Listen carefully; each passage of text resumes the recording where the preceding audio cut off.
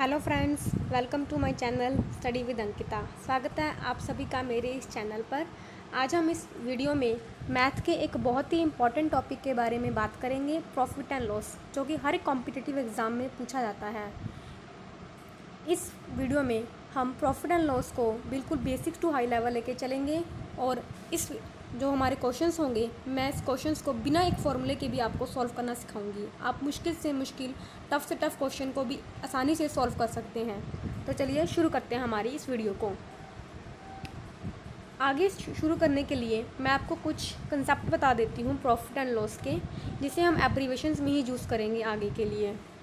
तो पहला है CP, यानी कि कॉस्ट प्राइस। अगर आप एक पेन लेके आए हैं, मान लीजिए एक पेन लेके आए हैं 100 रुपये का, तो वो उसको हम बोलेंगे कि वो आपकी कॉस्ट प्राइस है, यानी कि आप उसे कितने रुपए में ख़रीद के लेके आए। पर अगर आप उसी पेन को 120 रुपये में बेच देंगे तो वो आपकी क्या हो जाएगी, सेलिंग प्राइस हो जाएगी, यानी कि आपका विक्रय मूल्य। अब आप सोचिए, आप 100 रुपये की एक चीज़ लेके आए थे, उसे 120 रुपये में बेच दिया, आपको फ़ायदा हुआ या नुकसान? ऑब्वियसली फ़ायदा हुआ। उस फ़ायदे के हम प्रॉफिट बोलते हैं, और प्रॉफिट निकालने के लिए हम सेलिंग प्राइस माइनस CP करते हैं, यानी कि 120 रुपये में से 100 निकाल देंगे तो 20 रुपये का आपका प्रॉफिट हो जाएगा।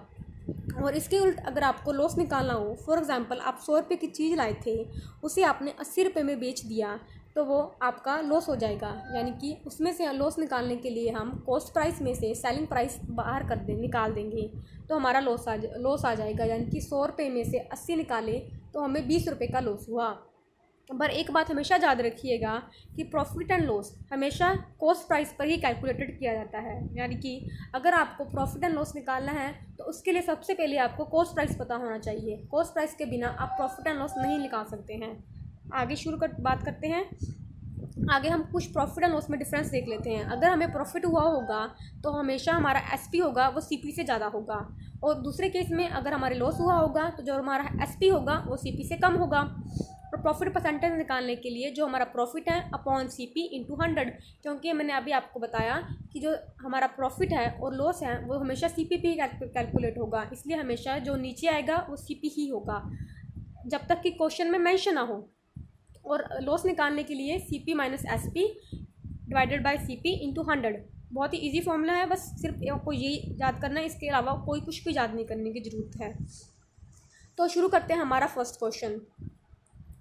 इस क्वेश्चन में लिखा हुआ है a man bought 1 kg of rice for ₹100, यानी कि उसका CP क्या हो गया, 100 रुपये, and sold it for 120 rupees kg, यानी कि उसका SP हो गया 120। प्रॉफिट परसेंटेज निकालना है हमें। हमारा प्रॉफिट क्या होगा, SP माइनस CP, यानी कि 120 में से 100 निकाले 20।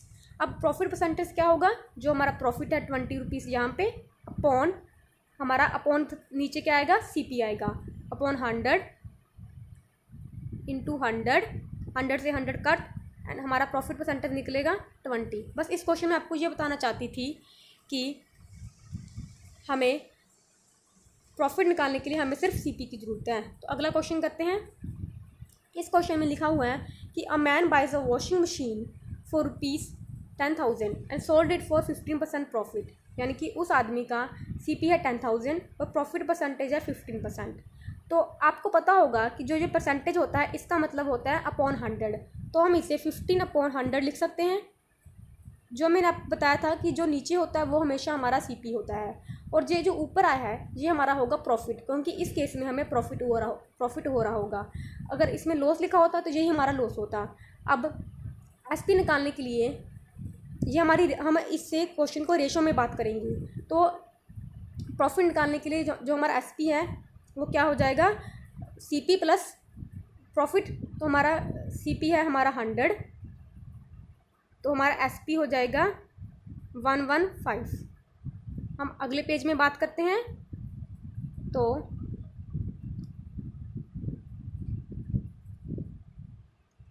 हमारा CP और SP लिखेंगे हम, यानी कि 100 रुपये और 115। ये 100 रुपये की हमें वैल्यू दे रखी है क्वेश्चन में 10,000। 100 से हमने इस रेशो को काट दिया, कितनी टाइम कटा, 100 टाइम्स, और इसी हम 100 से मल्टीप्लाई कर देंगे तो हमारा आंसर आ जाएगा 11500। यही हमारा आंसर है। आपको जब भी कोई प्रॉफिट परसेंटेज या लॉस परसेंटेज दिया जाए तो उसे रेशो में कन्वर्ट करना है। इससे और उस रेशो को, जो रेशो गिवन है, उसे इक्वल कर देना है और हमारा आंसर आ जाएगा। आगे इस क्वेश्चन की तरह मैं आपको और एग्जांपल दूंगी ताकि आपको ये कंसेप्ट क्लियर हो सके। आगे बात करते हैं इस क्वेश्चन में, if cost price of 3 items is equal to the selling price of 5 items then find the profit percentage. यानी कि हमें 3 CP यानी कि 3 आर्टिकल्स का CP 5 SP के बराबर है, तो हम इसमें रेशो निकाल लेंगे, यानी कि CP अपॉन SP का रेशो आ जाएगा 5/3। एक्चुअली सॉरी, इसमें लॉस परसेंटेज निकलेगा क्योंकि यहाँ पे हमारा जो CP है वो ज़्यादा है SP से, तो हमें कितने का लॉस हुआ, 2 रुपीज़ का। किसके रिस्पेक्ट में, CP के रिस्पेक्ट में, इंटू 100, तो ये कटेगा 40%।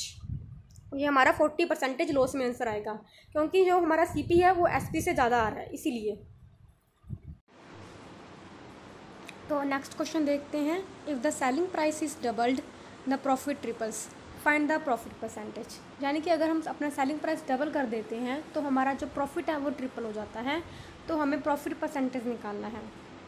तो इस क्वेश्चन में क्या करिए आप, CP मान लीजिए 100 रुपये लेट इट, और SP को मान लीजिए हम X रुपीज़, तो हमारा प्रॉफिट कितना हो जाएगा, X - 100।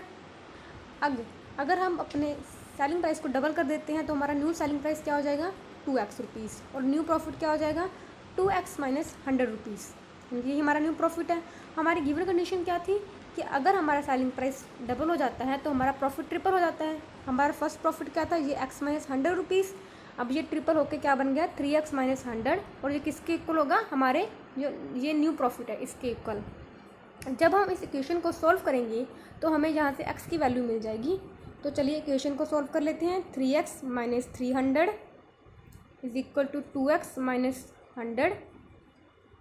इस इक्वेशन को आप अपने माइंड में सॉल्व करने की ज़्यादा कोशिश करिए। जैसे कि 3X - 2X हमारा यहाँ पे चला जाएगा तो X की वैल्यू, और -300 + 300 बन जाएगा तो X की वैल्यू हो जाएगी हमारी 200।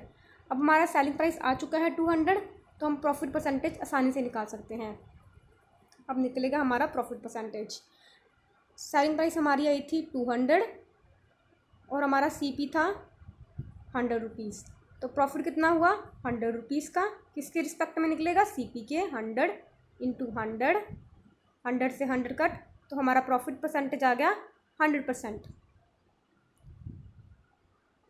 अब आगे क्वेश्चन की बात करते हैं। If a books bought at the prices ranging from ₹200 to ₹350 and are sold at price ranging from ₹300 to ₹425, what is the greatest possible profit that might be made in selling 8 books? इस question में क्या कह रहा है कि अगर हमने कुछ बुक्स खरीदी जो कि 200 रुपये से लेके 350 रुपये तक रेंज करी थी, यानी कि हर एक बुक अलग अलग कॉस्ट प्राइस की थी, और हमने उसे बेच दिया आगे 300 से लेकर 425 रुपये में तक, तो हमसे पूछ रहा है कि हमें क्या ग्रेटेस्ट पॉसिबल प्रॉफिट हो सकता है 8 बुक्स बेचने के बाद।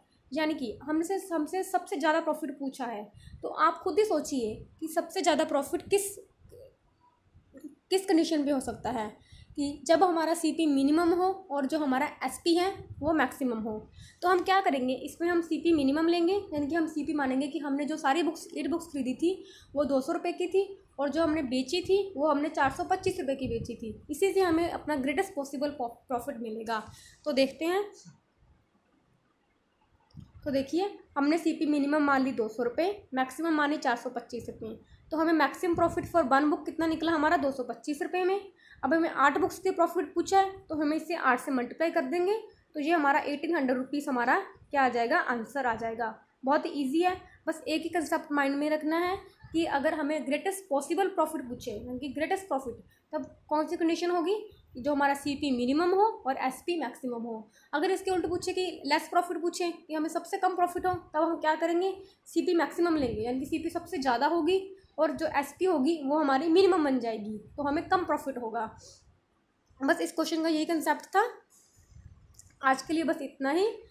अगर आपको ये मेरी वीडियो पसंद आए तो प्लीज़ इसे लाइक कीजिए, शेयर कीजिए, and please also subscribe to my YouTube channel.